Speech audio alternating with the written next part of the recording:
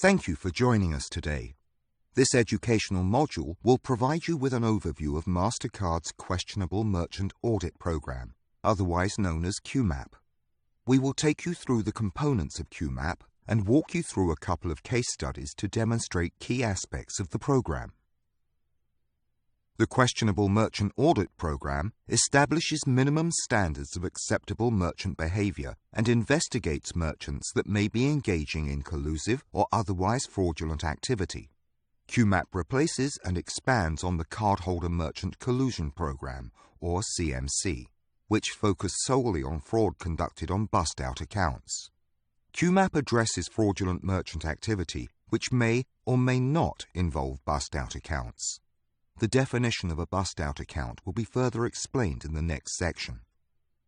QMAP also provides an avenue for issuers to obtain partial recovery of fraud losses resulting from questionable merchant activity, to emphasize the shared responsibility of fraud losses between issuers and acquirers. There are two types of merchant fraud schemes that fall under QMAP: the bust-out scheme and the non-bust-out scheme. The bust-out scheme involves an authorized cardholder and merchant working together to conduct fraudulent transactions. The cardholder will typically obtain a valid account with a high credit limit through the use of a synthetic identity or other deceptive means. The cardholder will then use the card up to and even over its full credit limit with no intention of paying the balance, thus busting out the account. The merchant processes the fraudulent transactions, pays a percentage of the funds received from the sales to the bust-out cardholder, and retains the remaining balance. The non-bust-out scheme involves a merchant intentionally conducting fraud, but not in collusion with an authorized cardholder. Instead, the merchant processes transactions typically using stolen or counterfeit cards. Often, the merchant does not have any legitimate business and is set up specifically to perpetrate fraud. Most of the transactions submitted by the merchant are later disputed and reported as fraudulent by the actual cardholders. However, as these are usually card-present transactions, chargebacks are often unsuccessful for issuers. The following conversation illustrates a questionable merchant engaging in a non-bust-out fraud scheme. A fraudster manages to get approval for a merchant account under MCC code 7011, lodging hotels. However, he has no intention of actually operating a hotel. Hello, this is ABC Bank. How may I help you? Hi, I'm opening a new hotel and I would like to accept card payments. How do I get started? I would be happy to assist you with that. I'm going to send you an email that will include an application and a list of all the documents we will need. Once we receive the required documents from your end and review your application, we can have a POS terminal shipped out to you in no time. Thank you so much. Here's my fake ID, falsified bank statements, some photographs of my beautiful non-existent 10-story hotel, documentation in support of my excellent credit score, and my brother Johnny's number. My best supplier's contact information. Maybe I should go post some glowing recommendations about my hotel on a few internet blogs too, in case anyone wants to check it out. The sales agent from the acquiring bank receives this business owner's documentation, gives it a cursory review, basically checks that the required documents have been received, and moves the application along without waiting for confirmation of a site inspection. A site inspection, or even an online map application, would have shown a residential area with no commercial property evident. An internet search for the hotel would have yielded the blog comments, but no hotel website or ability to actually book a reservation. The fraudster is approved to accept payments and a terminal is shipped to him. Wow, I can't believe how fast this terminal was delivered. Looks like it's time to start booking some rooms. Now where do I put those counterfeit cards? The program utilizes two separate sets of criteria, which assist in determining if a questionable merchant was involved in either a bust-out scheme or a non-bust-out scheme. Both sets of criteria consider transactional activity that occurred within a 120-day case scope period, which is defined as the 120-day period preceding the date on which Mastercard initiates an investigation. The first set of QMAP criteria is used to identify a questionable merchant that participated in a bust-out fraud scheme. Mastercard will determine a merchant to be a questionable merchant participating in a bust-out fraud scheme if the merchant meets all three of the following conditions during the case scope period. At least $50,000 in transaction volume, at least 5 transactions submitted to one or more acquirers, and at least 50% of the total transaction volume involve the use of bust-out accounts. So, how do you identify a bust-out account? Mastercard maintains a very specific set of conditions, all of which must be true in order to identify a cardholder account as a bust-out account. The conditions being displayed can also be found in the Questionable Merchant Audit Program chapter of the Mastercard Security Rules and Procedures Manual. The second set of QMAP criteria is used to identify a questionable merchant that participated in a non-bust-out fraud scheme. Mastercard will determine a merchant to be a questionable merchant participating in a non-bust-out fraud scheme if the merchant meets all three of the following conditions during the case scope period. At least $50,000 in transaction volume, at least 5 transactions submitted to one or more acquirers, and at least 3 of the following 4 conditions apply. 1. A fraud-to-sales ratio of 70% or greater. 2.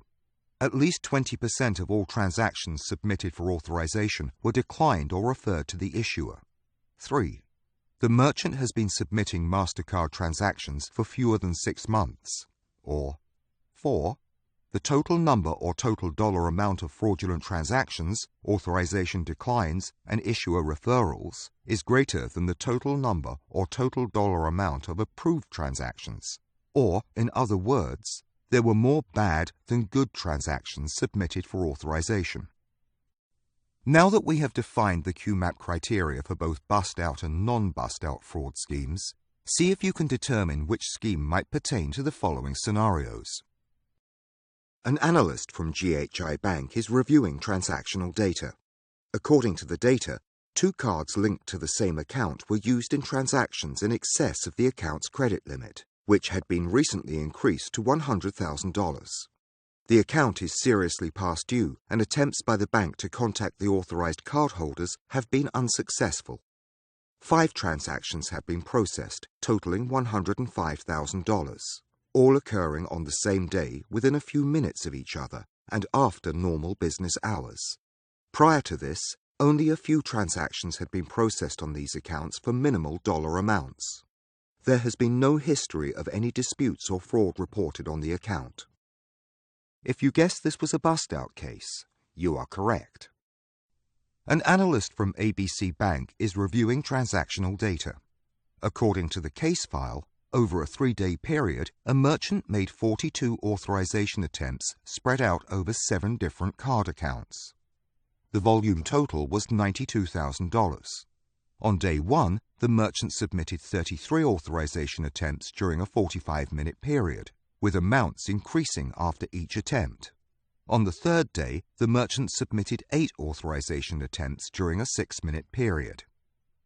All 7 cardholders reached out to the bank stating that they did not authorize the transactions posted on their accounts for this merchant. The bank's fraud department attempted to redeem the funds through the chargeback process, but unfortunately was unsuccessful since these were card-present transactions for which an electronic authorization had been sent by the issuer. This left the issuing bank with little option but to write off the debt. If you guessed this was a non-bust-out case, you are correct. Both analysts suspect that the merchants were involved in a fraudulent scheme and remember having been able to partially recover fraud losses through the Mastercard Questionable Merchant Audit Program in the past. They both begin to draft an email to qmap@mastercard.com, providing the following data elements required to report a merchant: issuer name and ICA, acquirer name and ICA, merchant name and address, city, state or province and country, total number of transactions conducted at the merchant by the issuer's cardholders, total dollar volume of issuer losses at the merchant, if applicable, percentage of transactions attributed to cardholder bust-out accounts, details of each issuer-confirmed fraudulent transaction, including the cardholder account number, transaction data and time, and the transaction amount in US dollars. Now we will walk you through the 5 stages of the QMAP audit process. Mastercard may initiate a QMAP audit of a merchant based on information from a number of different sources, including issuers, acquirers, or Mastercard's own analysis of transactional data. Step 1. Upon determining that a merchant has met the initial criteria, Mastercard will initiate a QMAP audit and notify the acquirer. Mastercard will also identify the merchant being investigated in the Member Alert to Control High Risk (MATCH) system using MATCH reason code 00, questionable merchant under investigation. Step 2. After initiating the audit, Mastercard will allow 60 days to confirm that all fraudulent transactions conducted at the merchant during the case scope period have been reported to Mastercard's system to avoid fraud effectively, otherwise known as SAFE. Acquirers will be asked to complete a checklist, providing background information about the merchant and advising of any funds that have been previously reimbursed to issuers. Step 3. After reviewing all pertinent information, Mastercard will determine if a merchant meets the QMAP criteria and is indeed a questionable merchant. If the merchant is not deemed to be a questionable merchant, the audit will be closed and a notification will be sent to all affected parties. If Mastercard determines that the merchant is a questionable merchant, Mastercard will 1. Notify the merchant's acquirer, who will have 15 days to respond to the preliminary findings. 2.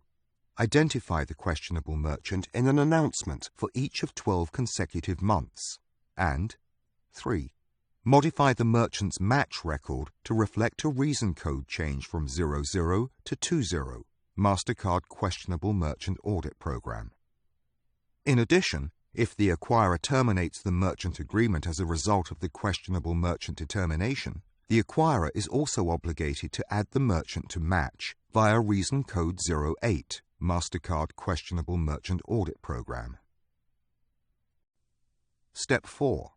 Affected issuers will receive partial recovery of up to 50% of actual fraud losses resulting from transactions conducted at the questionable merchant during the case scope period, as reported to SAFE. Any funds previously recovered through any other means, such as credits, chargebacks, or compliance rulings, are not eligible for recovery. Step 5.